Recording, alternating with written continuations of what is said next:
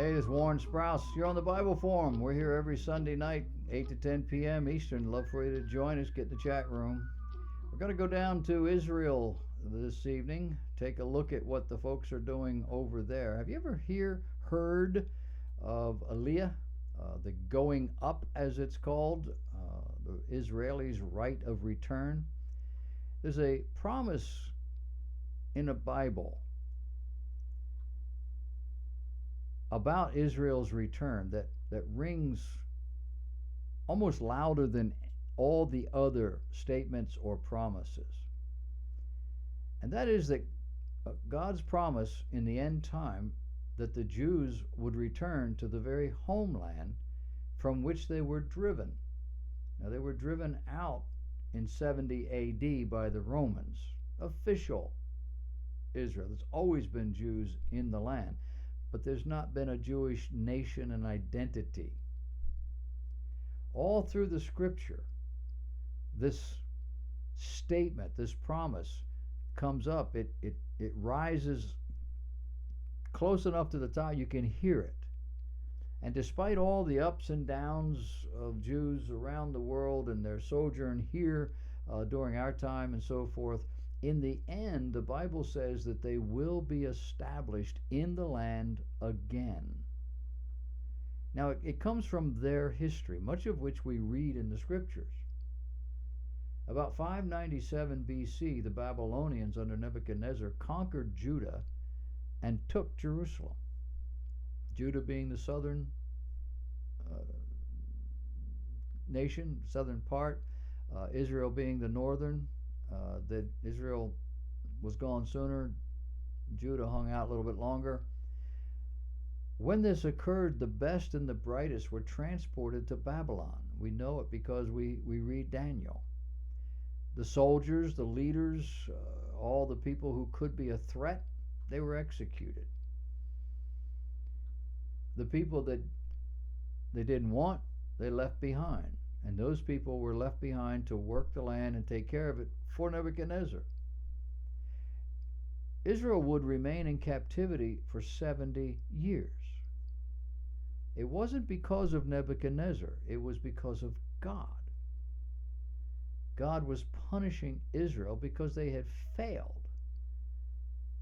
They had failed to live up to the Sabbatic laws. They weren't observing the Sabbaths. They weren't giving the land rest as they were supposed to. And he was going to make sure that the land got the rest. They returned about 525 BC under the leadership of Nehemiah, who was cupbearer to Artaxerxes, the king of Persia. Jeremiah writes a decade or so after the captivity began, saying that God is going to restore Israel.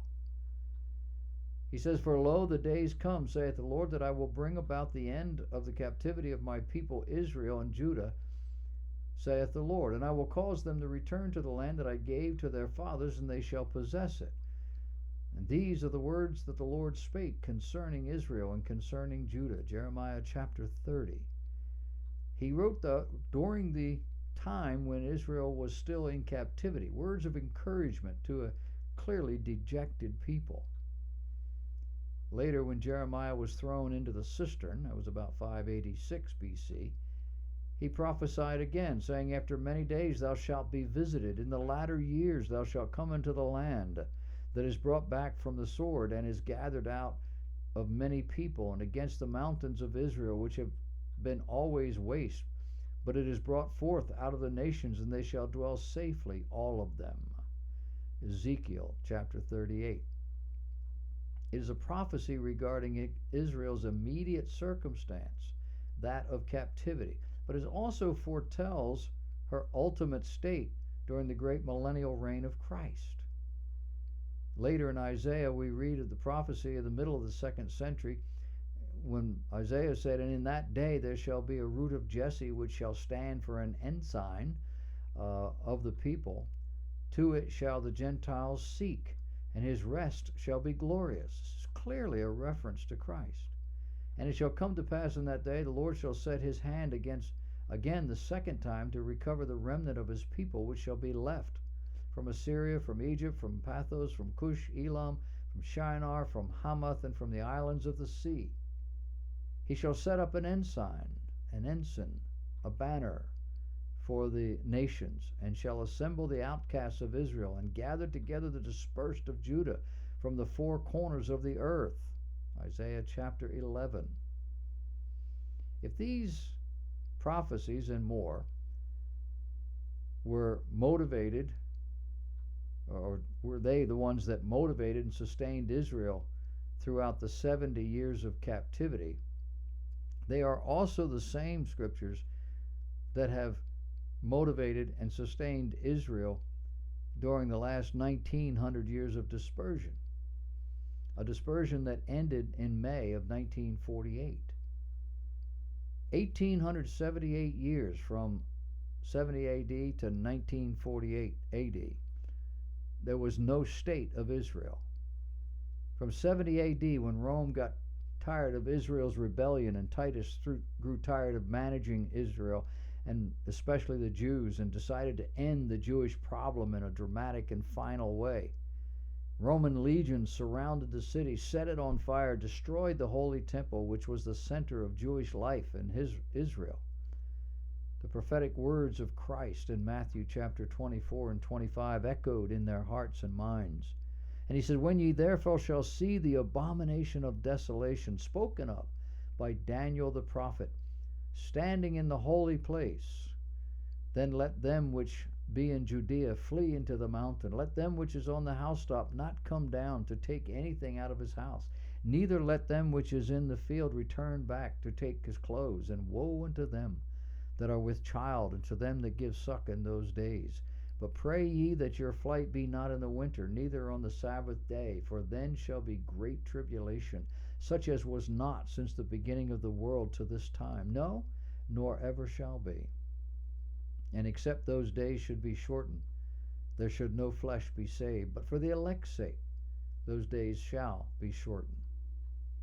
Historically, Rome besieged Jerusalem for more than a year. The people suffered greatly, eating their dead. And one day the Roman army simply disappeared. Those who immediately fled were saved. Those who remained saw the Romans return, and the devastation was without description. Why did some leave and some did not? Some left because they remembered what Jesus had said, and they saw this as a fulfillment of the prophecy.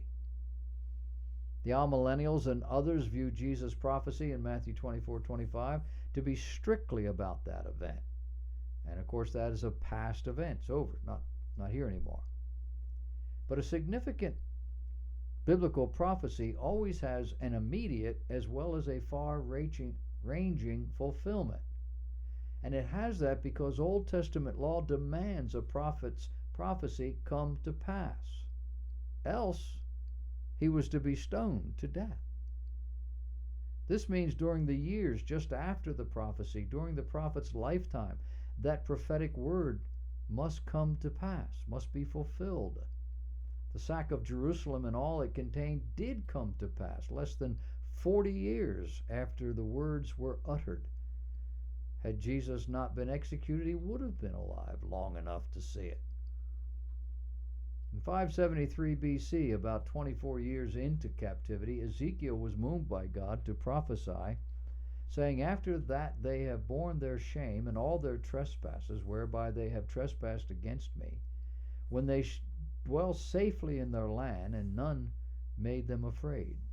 When I have brought them again from the people, and gathered them out of their enemies' lands, and am sanctified in them in the sight of many nations, then shall they know that I am the Lord their God, which caused them to be led into captivity among the heathen. But I have gathered them unto their own land, and have left none of them any more there. Neither will I hide my face any more from them, for I have poured out my spirit upon the house of Israel, saith the Lord." Ezekiel 39. Because significant biblical prophecy has an immediate as well as long-range fulfillment, the long-range fulfillment concerns itself with God's overarching plan. And this is one of those times. The nation of Israel was resurrected out of ashes in 1948. The Western world was embarrassed and ashamed over what had happened to Israel during World War II. The Balfour Declaration had been signed after World War I, giving Israel a homeland, but nothing was done to make it a reality. In fact, the opposite occurred. The Arabs who had helped the British during World War I, think Lawrence of Arabia, were given land grants. The land they were given was the land of Israel, the land God gave to the children of Israel. What you see in the Middle East, of all of the Arab lands in this tiny little sliver of Israel, is not real. That's not all that Israel was given and will inhabit. The Bible talks about the land from the river of Egypt to the Tigris and everything in between as a God-given birthright. In 1948, the world body, the UN, was called upon to vote on whether to follow through and honor the original declaration or let the Jews perish. We watched a movie called Exodus that highlighted this situation. Featured a boatload of Jews without a home, being denied debarkation into any country. So as a result of all of this, modern Israel was established. It was a patchwork quilt of unconnected parcels, vulnerable to any enemy that wanted to push them out. The Arab inhabitants had been told to leave their homes by other Arabs, because when the Jews arrived, the surrounding Arab nations and Jordanian people were going to rise up and kill them all. And then you could come back and you could have everything they had. And so the departing residents would then be able to come back, only it didn't work that way. Jordan still has a fenced-in section containing these refugees. Jordanians, you see, are not Arabs, and the two just do not mix. Without help from the U.S. or Great Britain, little Israel defended her land and more. When it was over, Israel had more land than she had when she started. The same is true with other wars, none of which were started by Israel. The last one gave them back the entire parcel from Egypt to Syria, much of which they gave back. Modern Israel was founded as a secular nation and is currently living apart from the covenant of God. What supernatural protection the nation enjoys is purely a measure of God's grace. They are His chosen people. They have a rich history that documents that relationship over thousands of years. Therefore, when the Jews around the world return to Israel,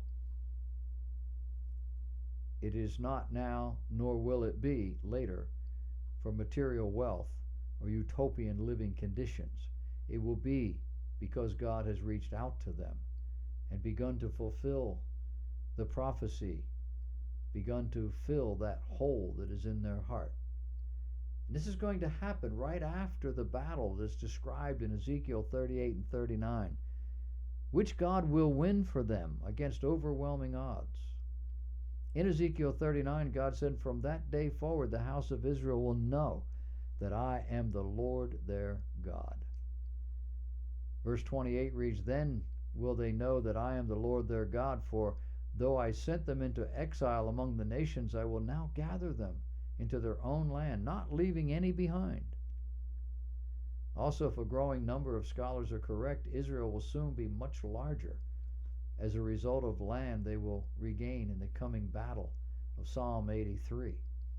This will at least include Lebanon, the West Bank, and Gaza Strip.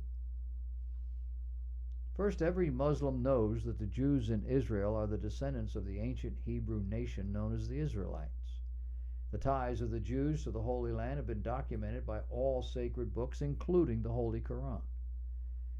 The random collection of people in the area known as Palestine came from around the Arab Muslim world and gathered in the land of Israel during the last 200 or 300 years. Jews have had a common identity for nearly 3,000 years and a documented legal presence in this part of the world for longer than that, dating all the way back to Abraham. The Bible dates Abraham to within 500 years of the flood.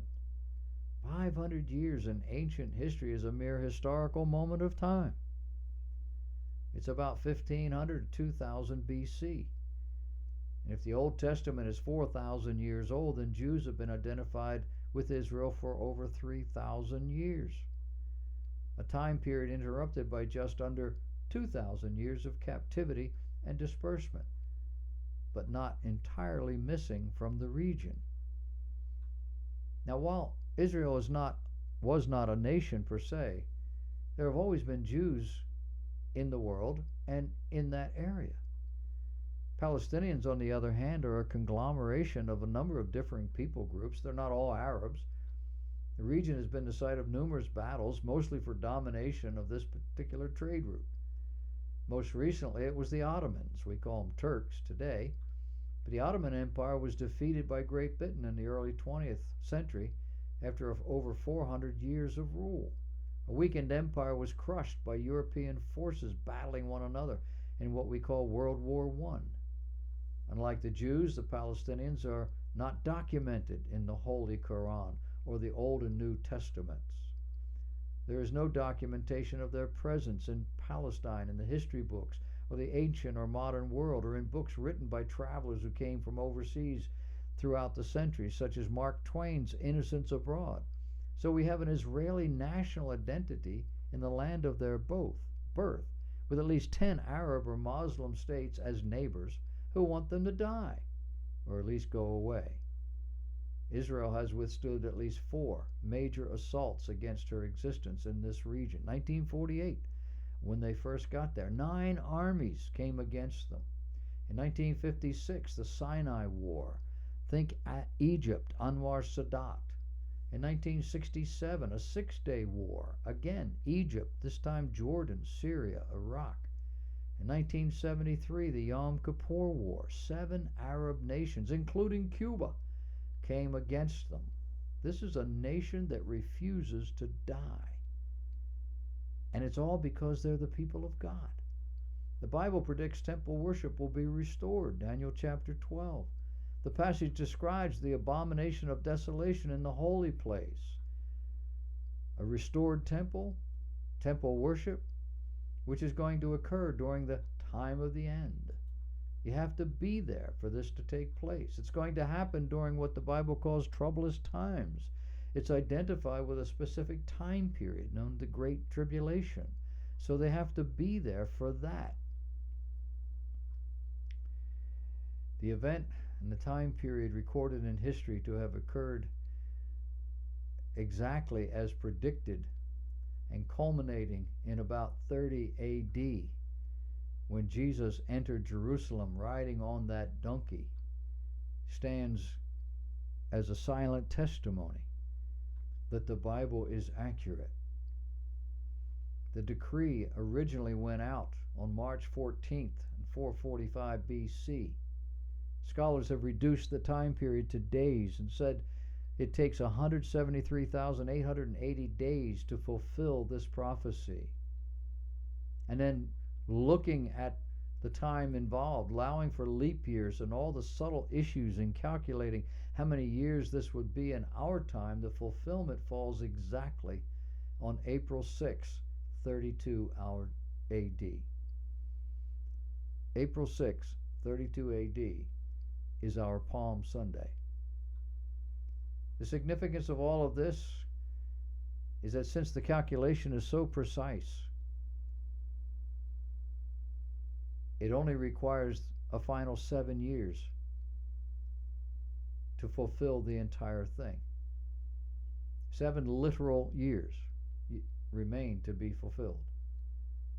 With the sacrifice of Christ on the cross, that clock stopped. The church is an interlude. Israel is no longer the dominant nation in the mind and the heart of God. He's working out a plan among Gentiles and Jews alike. It's a time for collecting Christ's bride. When that bride is complete, the clock will begin again. It'll start when the man of sin shows up. He'll show up in response to the breaking of the seal in heaven, Revelation chapter 6, when the rider on the white horse comes forth conquering and to conquer. The result will be the removal of peace from the earth, when there will be tremendous bloodshed throughout the world, when the economy goes terribly bad and people begin to starve, when there's a tremendous geological upheaval and persecution, when death stalks the earth and 25% of the inhabitants die, when the heaven is departed as a scroll and rolled up, when every mountain and island is moved out of their place, and the great men and rich men and chief captains and mighty men, when every bondman and free man will hide themselves in the dens and rocks of the mountains, saying, "Fall on us, and hide us from the face of him that sitteth on the throne and from the wrath of the Lamb." Revelation chapter 6, verse 15. A subtle message. They know. These people during the Great Tribulation know that this is God pouring out his wrath. But what about now? Now Jews are expecting the arrival of their Messiah. The scriptures speak of great persecution and war at the end of the age, a time when Israel and every Jew on earth will be under attack, a time when Messiah will make his appearance there in Jerusalem. Religious Jews need to be back in the land when this happens. Just last week there were wildfires burning throughout Israel. 29 out of the 39 are reported to have been set. Today the rains have come. One news agency showed film of a fire brigade breaking into an apartment in Israel. The apartment was sealed shut. A solid wooden door was locked with a large beam of wood bolted across the entry to keep people out. What's that all about? It appears this is an apartment that's not being used. The owners live, no doubt, somewhere else, probably in another country. They're not nearby in order to watch over their property. Why? Well, because they want a place to live when Messiah comes, when the call goes out for Jews to return. We're told that some leases on homes and apartments in Israel have a proviso built in that requires the tenants to leave when this happens. For Jews, this is serious stuff. They know Messiah is coming. They know he's coming soon. They know he will set things right, meaning he will reclaim Jerusalem. He will reign on the throne of David from that city. Well, Bible-believing Christians know that too. But they know this will all be preceded by a tremendous purging of the earth, a purging of unbelief through battle and through pestilence and through geologic upheaval. The signs are everywhere. None more obvious than that Israel is back in the land. The Bible tells us, Zechariah, that when all of this is concluded, only 1/3 of the world's Jews will survive it. And they just barely. And they will all be in Jerusalem when Jesus comes. And that's what Allyia is about. When it looks like Messiah is coming, that's where a Jew wants to be.